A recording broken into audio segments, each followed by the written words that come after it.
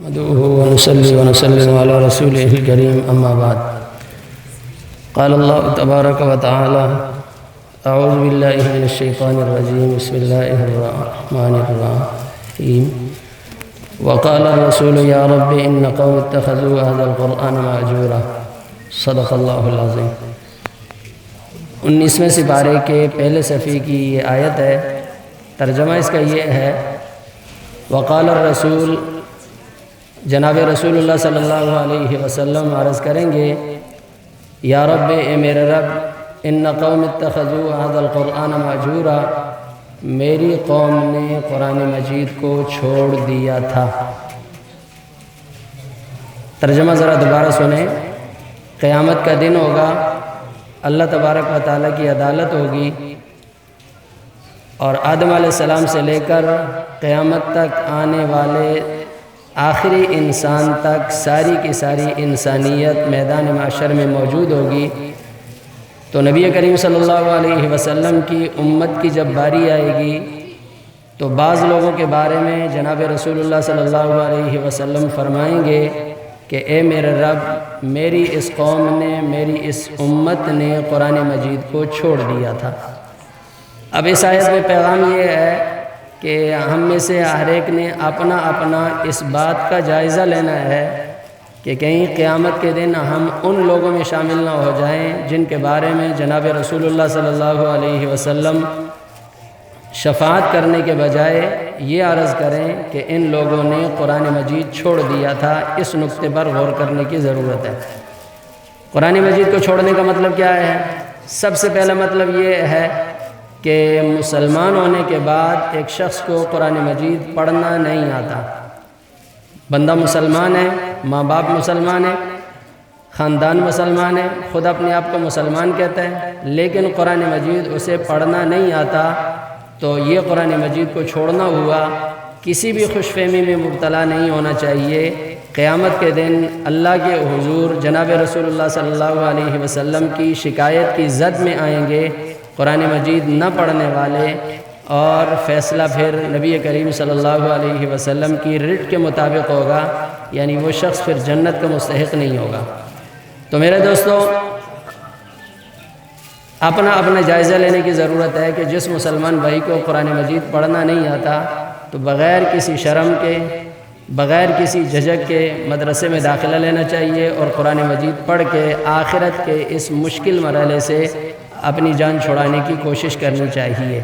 دنیا کی زندگی اس طرح گزار لینا کہ ساری زندگی بندے کو قرآن مجید پڑھنا نہ آتا ہو اور نہ وہ قرآن مجید پڑھنا سیکھے تو سیدھا سیدھا جہنم میں جائے گا. اس کے لیے جنت میں کوئی جگہ نہیں ہے.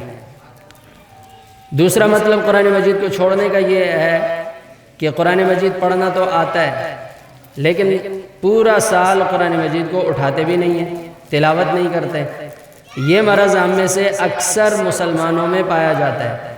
جو حفاظ کرام ہیں وہ بھی صرف اور صرف رمضان کے مہینے میں قرآن مجید یاد کر کے سنا لیتے ہیں، بقیہ پورا سال اللہ اللہ خیر صلاح. اور جو نیک و صالح بزرگ حضرات ہیں، بہت کم تلاوت جن کا معمول ہے، سال بھر قرآن مجید کی تلاوت نہ ہونے کے برابر کرنا، یہ بھی قرآن مجید کو چھوڑنا ہے. تو اگر ہم میں سے مجھ سمیت کسی کا شمار اگر اس لسٹ میں آ رہا ہے کہ پورا سال ہماری قرآن مجید کی تلاوت کی مقدار بہت کم ہے، روزانہ قرآن مجید نہیں پڑھتے، ہفتے میں قرآن مجید نہیں پڑھتے، پورا سال گزر جاتا ہے قرآن مجید نہیں پڑھتے، تلاوت نہیں کرتے، تو یہ بھی قرآن مجید کو چھوڑنا ہوا.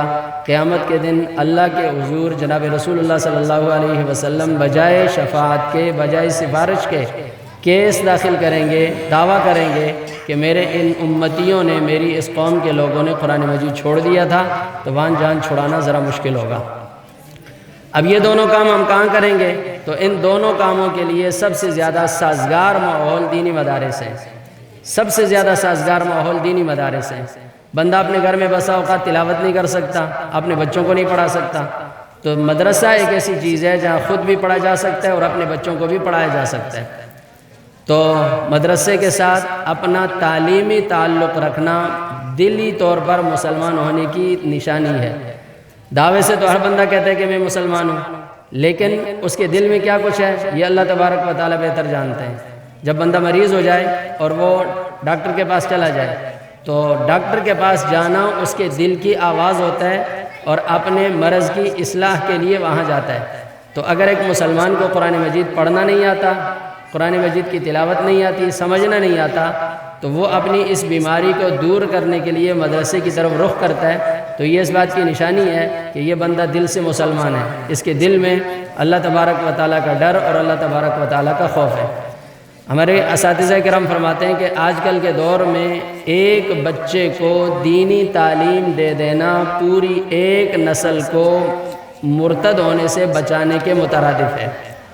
آج کل کے ماحول میں ایک بچے کو دینی تعلیم دے دینا پوری اس کی نسل کو مرتد ہونے سے بچانے کے مترادف ہے، کیونکہ آج کل کا دنیا کا ماحول ارتداد کا ماحول ہے، بے دینی کا ماحول ہے، بے حیائی اور فاحشی کا ماحول ہے۔ تو ایسے ماحول میں محفوظ وہی بچے ہو سکتے ہیں جن کی پرورش بچپن میں دینی ماحول میں ہوگی۔ جب بچپن میں ان کی پرورش دینی ماحول میں ہوگی، قرآن مجید کے سائے میں ہوگی، جناب رسول اللہ صلی اللہ علیہ وسلم کی تعلیمات کے سائے میں ہوگی، تو جوانی میں وہ بھٹکیں گے نہیں، نہ ذہنی طور پر، نہ عقیدے کے طور پر، اور نہ ان کے اندر عملی کمزوری آئے گی۔ وہ عقیدے اور نظریے کے طور پر پختہ مسلمان ہوں گے اور عملی طور پر بھی وہ ایک پکے اور کھرے مسلمان ہوں گے۔ تو آج کل کے دور میں مدارس کی اہمیت سابقہ زمانے کی مدارس کی اہمیت سے بہت زیادہ ہے۔ ہمارے اکابر میں حضرت مولانا ارشد مدنی صاحب ایک مشہور نام ہے، دارالعلوم دیوبند کے موجودہ استاد ہیں، صدر المدرسین ہیں۔ ایک مرتبہ یہاں کراچی میں بنوری ٹاؤن میں تشریف لائے تھے، تو ایک چھوٹا سا واقعہ انہوں نے سنایا۔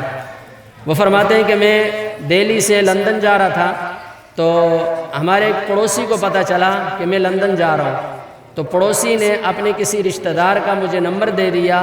وہ ہمارے رشتہ دار عرصہ 50 سال قبل دہلی چھوڑ کر لندن شفٹ ہو چکے تھے، اور موجودہ پڑوسی نے کہا کہ یہ آپ فون نمبر لے لیں اور وہاں جا کر ان سے بات کر لینا، ہو سکتا ہے آپ کو کوئی ضرورت پیش آ جائے۔ کہتے میں لندن پہنچا، اپنی ضروری کاموں سے فارغ ہوا، فارغ ہونے کے بعد میں نے ان صاحب کا نمبر ملایا، ان سے ملاقات ہوئی، تو ملاقات مختصر ہوئی۔ انہوں نے مجھ سے 3 دن کا ٹائم لیا اور کہا کہ امریکہ کے ایک شہر میں ایک بہت بڑی کانفرنس ہو رہی ہے، میں وہاں سے واپس آؤں گا، پھر آپ سے تفصیلی ملاقات کروں گا۔ تو 4-5 دن کے بعد جب وہ واپس آئے، تو واپس آنے کے بعد سب سے پہلے انہوں نے اپنا تعارف کروایا کہ میرے دادا نے لندن سے پی ایچ ڈی کی، میرے ابا نے لندن سے پی ایچ ڈی کی، اور میں نے اور میرے تمام بہن بھائیوں نے لندن سے پی ایچ ڈی کر رکھی ہے، اور ہم مستقل لندن کے باشندے ہیں۔ نسلی طور پر اگرچہ ہم ہندوستانی ہیں، لیکن اب اوڑھنا بچھونا ہمارا انگلستان میں ہے۔ تو میں امریکہ اس لیے گیا تھا کہ امریکہ میں دنیا بھر کے تمام تعلیمی اداروں، یعنی تمام بڑی بڑی یونیورسٹیوں کے پروفیسروں کا ایک اجتماع تھا۔ ان پروفیسروں کا تعلق عیسائی مذہب کے ساتھ تھا، یہودی مذہب کے ساتھ تھا، اور دیگر مذاہب کے ساتھ تھا، ان میں مسلمان کوئی نہیں تھا۔ میں چونکہ ایک نام کا مسلمان ہوں اور میرا اٹھنا بیٹھنا بالکل انگریزوں جیسا ہے، تو مجھے بحیثیت مبصر ان لوگوں نے اس کانفرنس میں بلایا تھا۔ تو کانفرنس کا موضوع یہ تھا کہ پوری دنیا کو ہم نے سودی شکنجے میں جکڑ دیا، پوری دنیا پر غلامی کے طوق کو ہم نے مسلط کر دیا، اور پوری دنیا میں فحاشی اور بے حیائی ہم نے عام کر دی میڈیا کے ذریعے سے، انٹرنیٹ کے ذریعے سے۔ لیکن اس کے باوجود مختلف علاقوں سے شریعت کی آوازیں آ رہی ہیں، اسلام کی بالادستی کی آوازیں آ رہی ہیں، اور اسلامی نظام کی آوازیں آ رہی ہیں۔ یہ آوازیں کہاں سے اٹھ رہی ہیں؟ اس نقطے پر غور کرنے کے لیے پوری دنیا کی تمام یہودی عیسائی یونیورسٹیوں کے پروفیسروں کی کانفرنس ہو رہی ہے، اور سب سر جوڑ کے بیٹھے ہوئے ہیں کہ اس کا توڑ کیا جائے، یہ آوازیں کہاں سے آ رہی ہیں۔ تو 3 دن کی کانفرنس کے بعد جو اعلامیہ جاری ہوا وہ یہ تھا کہ یہ جو جگہ جگہ مدارس اور مکاتب کے نام سے چھوٹے چھوٹے ادارے مولویوں نے کھول کر رکھے ہوئے ہیں، یہ سب ان کی محنت ہے، لہٰذا کسی طریقے سے ان کی کمریں، ان کی مشقیں کسنے کی ضرورت ہے اور ان کو ختم کرنے کی ضرورت ہے۔ جب تک روئے زمین پر یہ لوگ رہیں گے تو اسلامی نظام کی آوازیں اٹھتی رہیں گی، اور یہودیت کی بالادستی کا خواب شرمندہ تعبیر نہیں ہوگا۔ وہ صاحب مولانا ارشد مدنی صاحب کو یہ واقعہ سنانے کے بعد کہنے لگے کہ اب مجھے اس بات کا احساس ہوا کہ دینی مدارس کی قدر و قیمت کیا ہے۔ تو مولانا ارشد مدنی صاحب دامت برکاتہم العالیہ نے ان سے کہا کہ آپ کی ساری باتیں سننے کے بعد مجھے اس بات پر یقین ہو گیا کہ ہمارے اکابر نے 150 سال پہلے جو تیر چلایا تھا وہ اپنے نشانے پہ جا لگا ہے۔ تو میرے دوستو، یہ دینی مدارس اگرچہ ان کی عمارتیں پلستر ہوئی بھی نہیں ہوتی، فرش بھی نہیں ہوتا، اور بیٹھے ہوئے مولوی صاحب بھی ظاہری شکل و صورت کے اعتبار سے کوئی اتنے بڑے لین لاٹ قسم کے نظر نہیں آتے، لیکن یہ ایسی مخلوق ہے کہ جن کے چرچے اللہ تبارک و تعالیٰ کے عرش پہ ہوتے ہیں۔ یہ ایسی مخلوق ہے جن کا کنیکشن براہ راست جناب رسول اللہ صلی اللہ علیہ وسلم کے روضہ اطہر سے ہے۔ یہ ایسی مخلوق ہے کہ جن کے اوپر اللہ تبارک و تعالیٰ کے فرشتے اللہ تعالیٰ کی طرف سے رحمتیں لے کر صبح شام نازل ہوتے ہیں۔ مولانا سلیم اللہ خان صاحب رحمہ اللہ ایک مدرسے میں خطاب فرما رہے تھے تو کہنے لگے کہ میں روزانہ اپنی ان آنکھوں سے آسمان سے رات کے وقت مصیبتیں، بلائیں اور پریشانیاں اترتے ہوئے دیکھتا ہوں، اور پھر چھوٹے چھوٹے بچوں کے قرآن مجید پڑھنے کی برکت سے ان بلاؤں کا واپس جاتا ہوا دیکھتا ہوں۔